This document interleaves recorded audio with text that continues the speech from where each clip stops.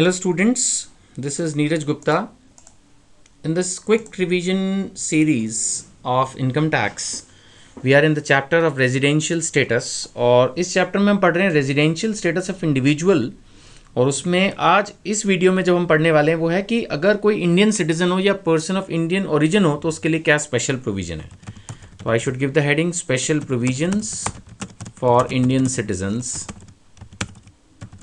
and person of Indian origin PIO, persons of Indian origin, इनके लिए क्या special provisions हैं, राइट। तो जैसा कि मैंने बताया क्विक रिवीजन है, तो ब्रीफ में ही आपको एक्सप्लेन कर रहा हूं। पहला ये कि if Indian citizen is leaving India for employment abroad,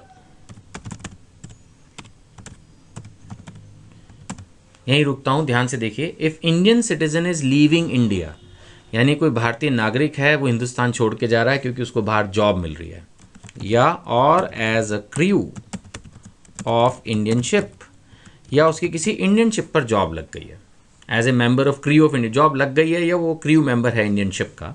so if Indian citizen is leaving India for employment abroad और as a crew of Indian ship, then only first basic will apply, यानी कि जो पहली basic condition थी 182 days वाली सिर्फ वही लगेगी, 60 डेज वाली कंडीशन बेकार हो जाएगी। इसका फ़ायदा क्या होगा अगर आप ये सोचें तो ये बेनिफिट दिया गया इंडियन सिटीजन्स को, क्योंकि इससे अगर उनकी प्रेजेंस 182 डेज से सपोज एक दिन भी कम है, 181 है या और कम है, इसको मोटे तौर पर बात करें तो 60 डेज वाली कंडीशन तो 2 महीने में ही बंदे को रेजिडेंट बना देती है जो पिछले सालों में इंडिया में हो। इस वाली कंडीशन में 6 महीने होने चाहिए। तो जो सपोज कोई आदमी इंडिया में 100 दिन रहा, 125 दिन रहा, 130, 140, 50, 80 व्हाटएवर, लेस देन 182, तो वो नॉन रेजिडेंट रहेगा। और नॉन रेजिडेंट रहने से उसको इंडिया में सिर्फ इंडियन इनकम पे टैक्स लगेगा। जबकि अभी हम इंसिडेंस ऑफ टैक्स, जब इसी चैप्टर में आगे बढ़ेंगे तब इस बात को पढ़ेंगे कि जो रेजिडेंट्स होते हैं, ROR होते हैं, उनको इंडिया में अपनी वर्ल्ड वाइड इनकम पे टैक्स देना पड़ता है, राइट। तो ये एक बेनिफिट उनको दिया गया है, राइट। और दूसरा एक बेनिफिट दिया गया है Indian citizens and person of Indian origin को।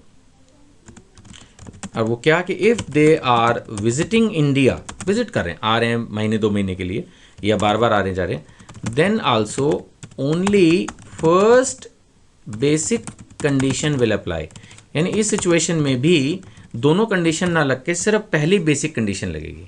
Indian citizens and persons of Indian origin if they are visiting India then also only first basic condition will apply, second condition उनको applicable नहीं होगी।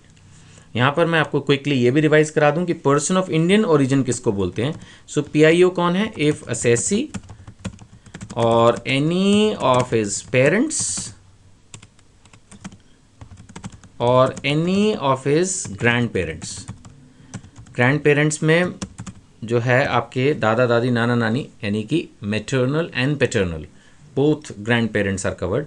So if assessee or any of his parents or any of his grandparents were born in undivided India, undivided India का मतलब हो गया इसमें आपका India, Pakistan, Bangladesh तीनों आ गए basically. So if assessee or any of his parents or any of his grandparents were born in undivided India, तो इसको हम मानेंगे पर्सन ऑफ इंडियन ओरिजिन। और इंडियन सिटीजन तो जिसका बर्थ इंडिया में हुआ, तो इनके लिए जो बेनिफिशियल प्रोविजंस हैं वो मैंने आपको एक्सप्लेन किए इस वीडियो में। और अगली वीडियो में इसके बाद हम पढ़ना शुरू करेंगे residential status of HUF। Thank you.